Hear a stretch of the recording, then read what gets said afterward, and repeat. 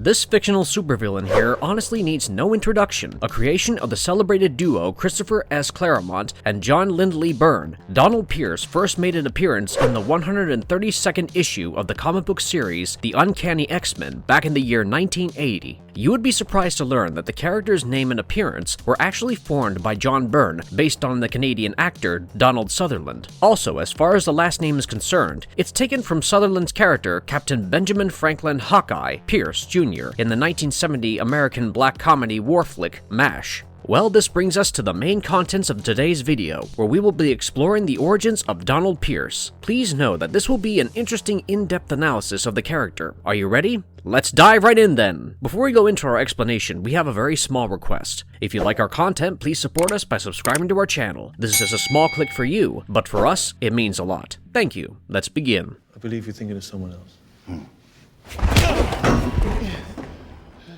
Donald Pierce origins. While we do not have any information regarding his early life or about his family for that matter, here's what we do know about the character. Pierce was born in Philadelphia, and he is first seen appearing as this top-ranking associate of the Hellfire Club's inner circle. Now, when we say top-ranking, we'd like to stress on the character maintaining the significant role of the White Bishop here. But in reality, Pierce happens to be a genocidal mutant hater who has his own motives for joining the organization, and that is slaughtering the members of the inner circle, who in simple words are all mutants. During the organization's first direct confrontation with the X-Men, Pierce is reported to have fought against the trio of Colossus, Nightcrawler, and Wolverine, with the latter almost chopping off his arm using his signature retractable bone claws. That's when Wolverine discovered that Pierce was part man and part machine. In due course, the Hellfire Club's inner circle was defeated, and no one knew about the whereabouts of Pierce for many years. Now that we are clear on the basics, we will take a peek into the 132nd, 133rd, and 134th issues of the Uncanny X-Men comic book series for a detailed understanding of the character's origin. Also, please know that we will only be focusing on the origin story of Donald Pierce here. It's in the 132nd issue where we get a proper insight on the Hellfire Club and its members, with Warren Worthington III, or Angel as his character is more popularly known as, and Cyclops having a conversation. The readers learn about the old Risk Establishment Club. Moving on with the storyline, we come to know that the legendary Hellfire Club is celebrating its latest anniversary and throwing a lavish party. The guest list includes some of the richest and most powerful men and women in the world. Of course, the X-Men have big plans of infiltrating the Hellfire Club and learning more about the members, while Wolverine and Nightcrawler decide to gatecrash the party by making their way through the sewers below. The quartet of Cyclops, Jean Grey, Storm, and Colossus are seen attending the party under false names. It's Donald Pierce who recognizes Jean Grey and Cyclops entering the party from a hidden surveillance room in the sub-basement below the club, and alerts his companions Sebastian Shaw, Harry Leland, and Jason Wingard about them. Together, the four form the nucleus of the Hellfire Club's inner circle, a secret society that is dedicated to the acquisition of power in all its myriad forms. Eventually, with Wolverine and Nightcrawler emerging from the sewers and into the basement, they are ambushed by the duo of Pierce and Leland. Pierce ends up locking Nightcrawler in a chokehold, so much so that there comes a point when Nightcrawler is barely able to breathe and cannot even teleport himself to somewhere safe. Had Wolverine not intervened, it could have certainly been the end of Nightcrawler. This is precisely when Wolverine resorts to using his adamantium claws and ends up severing the arm of Pierce, only to discover that he is a cyborg. An agitated Pierce makes use of his superhuman strength and simply hurls Wolverine across the room. Later, with Shaw asking Pierce how his arm is, Pierce addresses it as a scratch, and the readers learn that he has easily managed to repair his bionic arm. The 132nd issue ends with the Inner Circle members gaining victory over the X-Men, having captured them all. Okay, not all. Wolverine is seen surviving the ambush, unbeknownst to the Inner Circle members. While Pierce is next seen in the 133rd issue, he doesn't have much of a role here. It's inside the Hellfire Club library, where we find Pierce standing along with the other Inner Circle members and looking at the chained and helpless X-Men, Colossus, Storm, and Nightcrawler, and Cyclops. The mutant powers of the X-Men have been entirely neutralized by inhibitor fields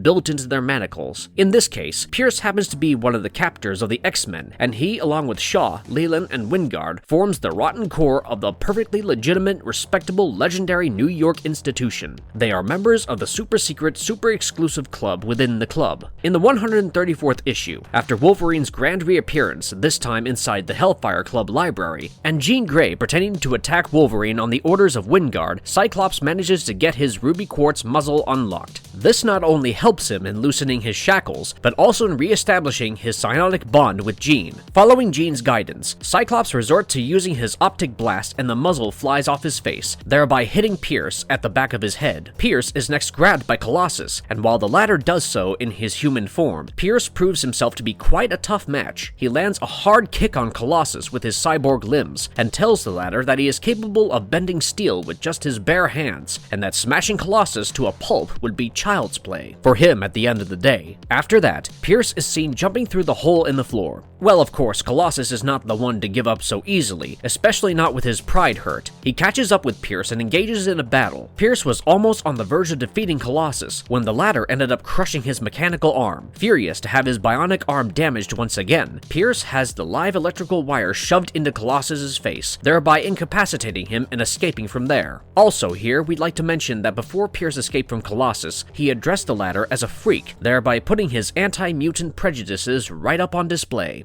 Marvelous story arcs of Donald Pierce, Reavers. Many months pass by. Pierce is seen resurfacing along with a trio of cybernetically enhanced mercenaries, Wade Cole, Angela Macone, and Murray Reese. In case you don't remember, the three of them mentioned are the same unmasked and uniformed men who were gravely injured by Wolverine when the Inner Circle had sent them in the sub-basement to look for him. The group of four is next seen allying themselves with the samurai warrior Lady Deathstrike, and under Pierce's leadership, an army of cyborgs was formed out of mercenaries and low-life thugs. Pierce named his army Reavers, and their primary goal was to wipe out the mutants. Putting stress on the activities of the X-Men, we learned that they had managed to expel the cyborgs from Cooterman's Creek, or in other words, their Australian outback headquarters, and taken the base for themselves. Mind you, Pierce was not there when this happened, and so the X-Men did not have the slightest idea who created the Reavers. No wonder, the Reavers came back to their old headquarters, this time with Pierce and Lady Deathstrike, and while the X-Men did manage to escape from there through the mystical siege Perilous, Wolverine could not. As a result, he was captured and brutally tortured by the Reavers. When we say brutally tortured, we'd like to stress on Wolverine getting crucified. It was Jubilee who ended up saving him and also incapacitating Pierce when the latter tracked the duo down, but Pierce was clearly not one to give up so easily, and he went to the extent of creating two super androids and programming them in such a manner that they locate Wolverine and then auto-destruct themselves. However, the two androids developed ethics in the process, and instead of killing Wolverine, they turned on Pierce and ditched the Reavers. Some time passed by, and the upstarts' supervillain Trevor Fitzroy ended up sending reprogrammed mutant-hunting robots, or Sentinels in other words, with the sole purpose of wiping out the Reavers. The Reavers had become a threat to the mutants, and in the deadly game that the upstarts played, Pierce, as a former White Bishop of the Hellfire Club, was highly valuable. While only Lady Deathstrike and Sila Markham were reported to have fled, the remaining Reavers were completely exterminated. As far as Donald Pierce was concerned, he was also seemingly destroyed.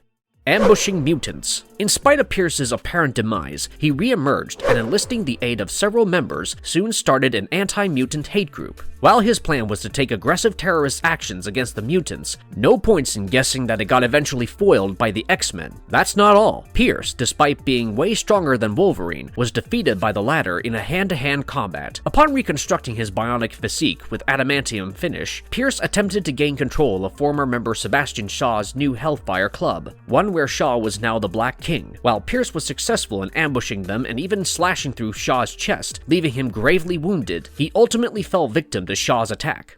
Young X-Men and death. Did you really think that we were done with Donald Pierce? Well, of course, he resurfaced, and when he did so this time, he had his whole team of the young X-Men recruited while under the guise of Cyclops. With the new Black King of the Hellfire Club and Sunspot's powers coming to Pierce's attention, the renegade White Bishop knew that he had to get rid of him. But sadly, his mercenaries failed to carry out the task, and Pierce was crushed by the joint forces of the young X-Men as well as the New Mutants, and was ultimately imprisoned by the X-Men. It was also during during the same time that Pierce made friends with the young X-Men member Soraya Gadir, who is popularly known as Dust, and vowed to cure her from her deadly cell degradation. But of course, there was a catch to it. The condition was that Dust had to free Pierce from his imprisonment. No wonder the plan failed and Pierce remained as a prisoner of the X-Men. It was disclosed way later that Pierce was in touch with Sebastian Gilberti, aka Bastion, and had him update every development that occurred in the X-Men's headquarters on Utopia. It was on the orders of Bastion that Pierce had blown up the Blackbird jet. He was later reported to have been killed by Cyclops.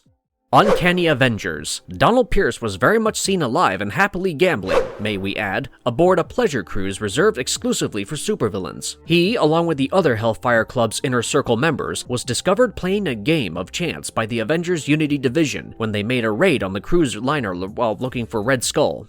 The return of Wolverine. There came a time when Pierce and his Reavers found themselves in a very bad situation upon failing a number of jobs as a unit. In an attempt to earn enough cash for all the losses that they have incurred, the Cyborg posse took up a big offer that required them to steal the adamantium encased remains of Wolverine from his grave in Alberta, Canada, for a potential buyer. The mission was an utter failure, and the group was even more disappointed to discover that their adversary's body had been deliberately removed from there and buried in an entirely different location. While Pierce and his team were about to be deposited into Canada's premier team of superheroes, Alpha Flight, they somehow found themselves turned over to the Office of National Emergency, also known as ONE, as barter for much-needed system overhauls. Pierce and his team were assigned with a couple of missions, each regulated to hunting down targeted mutants for the commanding officer, General Callahan. After Pierce and his Reavers hunted down Miss Sinister for General Callahan, they thought that they had accomplished all their tasks and as per the agreement, and that Callahan would grant them their freedom. But Callahan exhibited his dubious nature when he chose to enslave both Pierce and Scylla by activating remote failsafes that were installed in them during their body repairs and upgrades. Pierce was left with no other options but to transmit his technology and mechanical skills needed for ramping up Callahan's mutant hunting gear. Later, Pierce was both surprised and overjoyed to find Beast working with him. Apparently, Beast was serving with ONE in exchange for the safety of his teammates. Now, the fact that Pierce, all this while, had been in constant touch with whatever was left of his Reavers' forces was something that nobody knew. Apparently, Pierce had a radio receiver installed in his cybernetic brain via which he used to be in contact with his cyborg crew. Now, it so happened that Havoc had formed some kind of an alliance with Pierce's remaining cyber soldiers, and together, they ambushed the Location 22 base to rescue their allies. It was eventually disclosed that the targeted mutants Callahan had Pierce and the Reavers go after were all, in probability, the likely holders of what seemed to be the last piece of nanobionic code that was required to complete the Sentinel Squad 1 unit.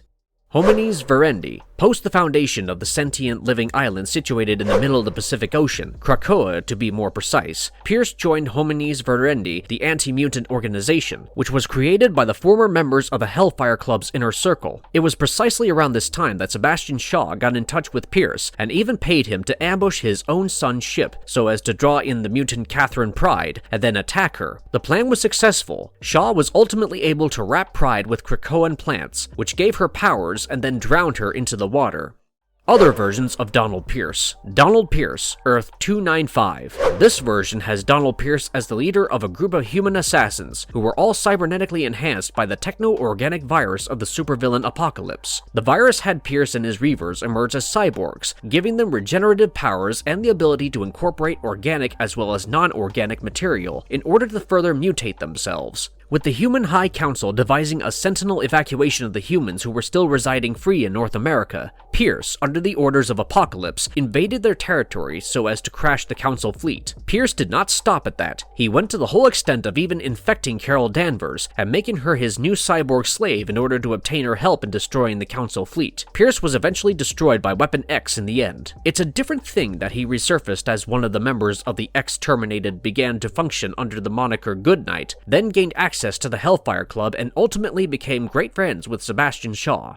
Donald Pierce, Earth 58163. As per the events of House of M, this version of Donald Pierce happens to be a part of the Human Liberation Front. Now, for those of you unaware of the HLF, it was one of the several human resistance groups that were tagged as terrorists by the House of M. Pierce was part of the Human Liberation Front based in Tokyo, one that had its focus on Project Genesis. How powerful is White Bishop of the Inner Circle? You do know that almost all of Pierce's organic tissue has been replaced with advanced cybernetics, right? This lets him function in the same manner as his organic tissues used to, but now everything is just way more efficient. Pierce brags about superhuman strength. The muscular system of both his upper and lower body has been replaced with exceedingly advanced hydraulics, which makes him easily capable of lifting 10 tons. Pierce is super fast. He can move at a speed which is way beyond the natural physical capabilities of even the best athlete in the world. Pierce's body does not produce fatigue toxins, which means that he can push himself physically for 24 hours without having to stop and take a break. That's insane, right? Next is his superhuman durability, which makes his body withstand high-caliber bullets, powerful energy blasts, survive extreme temperatures, and falls from unthinkable heights. Pierce even has his reflexes and agility enhanced to extreme levels. Besides all these, there's his psionic resistance, artificial limb transformation, enhanced visual optics, and rocket-boosted flight abilities too.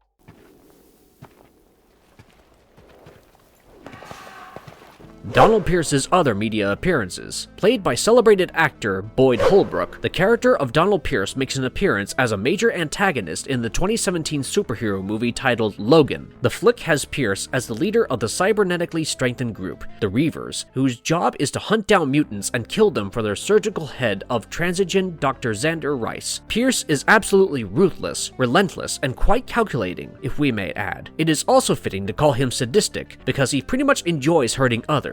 His character is quite protective towards Dr. Xander Rice, and he basically happens to be the muscle for the nefarious corporation, one whose sole objective is to eliminate the entire mutant species. As per the storyline, Pierce and his Reavers are after a young girl called Laura, who happens to be a clone of Wolverine, so that Transigen can experiment on her. But with Wolverine and Professor X there to protect her, the task seems to be a tricky one. No wonder his character gets killed at the end of the movie by the combined forces of the surviving mutant children that the organization had created. Should I?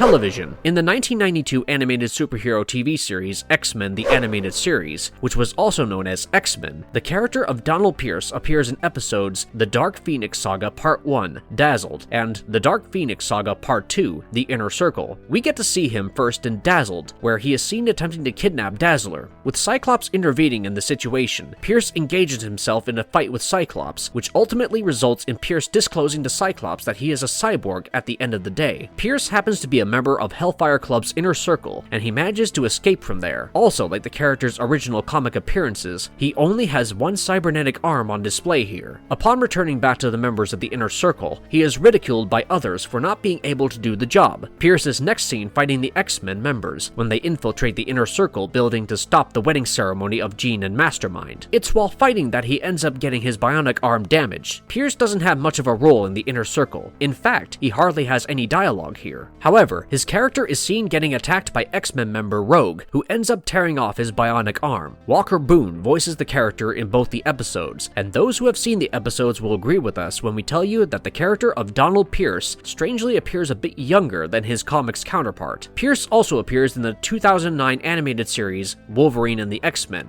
where his character is seen to be a member of the Hellfire Club, and he has the power to emit energy blasts. Pierce is seen joining the Inner Circle to harness the power of the Phoenix Force just like the rest of the members. However, his character eventually gets killed by falling debris when he attempts to transfer the power from Jean Grey to the Stepford Cuckoos. Well, that was the origin story of Donald Pierce, and with this, we've finally come to the end of our video here. So which version of Donald Pierce do you fancy more? Hit us with your thoughts in the comments section. And if you liked our content, don't forget to leave a like and subscribe to us if you haven't already. Have a good one and be safe. Thanks everyone.